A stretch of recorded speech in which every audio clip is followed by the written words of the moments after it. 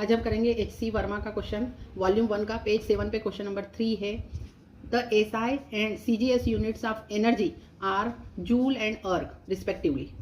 How many ergs are equal to 1 joule. तो आपको बताना है 1 joule is equal to how many ergs, है ना। और CGS सिस्टम और SI सिस्टम में एनर्जी का यूनिट है वो है अर्ग एंड जूल रिस्पेक्टिवली, ठीक है। तो अब यहाँ पर हम पहले एनर्जी की डायमेंशन निकाल लेते हैं, क्योंकि यहाँ पर एनर्जी की बात हो रही है। अगर आपको एनर्जी की डायमेंशन पता है तो बहुत ही अच्छा, लेकिन नहीं पता है तो एनर्जी का कोई भी फार्मूला आप लिख लीजिए। तो मैंने यहाँ पर लिखा है एनर्जी का फार्मूला 1/2 mv², है ना। ये काइनेटिक एनर्जी का फार्मूला है। आप कोई सा भी फार्मूला लिख सकते हैं, जैसे mgh भी लिख सकते हैं।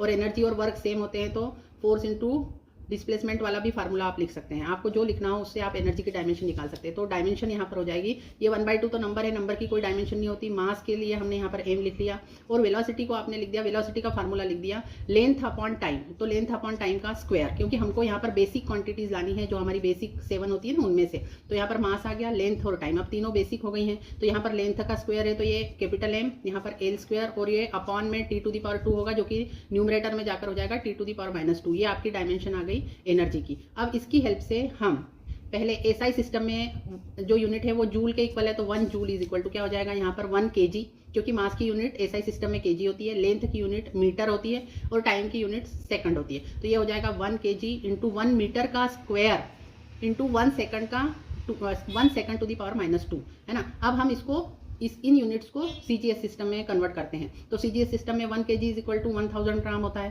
तो इसको लिख दिया 10⁻³ ग्राम। और 1 metre is equal to 100 centimetre होता है, तो 1 मीटर को रिप्लेस कर यहाँ पर 100 सेंटीमीटर ब्रैकेट क्लोज का स्क्वायर है। और यहाँ पर 1 सेकंड टू द पावर -2 करने पर भी 1 ही आने वाला है ना। यहाँ पर -2 होने से आप ये अपॉन में जाकर 1 हो जाएगा, है ना। 1 का स्क्वायर 1 होता है इसलिए। तो ये हो जाएगा 10⁻³ ग्राम और ये 100 का स्क्वायर मतलब 10⁻4 और centimetre square into 1 second to the power -2 और ग्राम सेंटीमीटर स्क्वायर और सेकंड टू दी पावर -2 ये पूरा CGS सिस्टम में यूनिट है।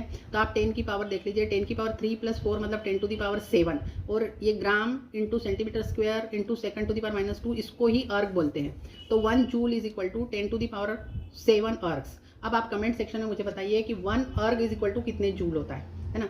अगर आपको हमारे वीडियोस पसंद आ रहे हो तो चैनल को जरूर सब्सक्राइब करें। Thank you for watching the video.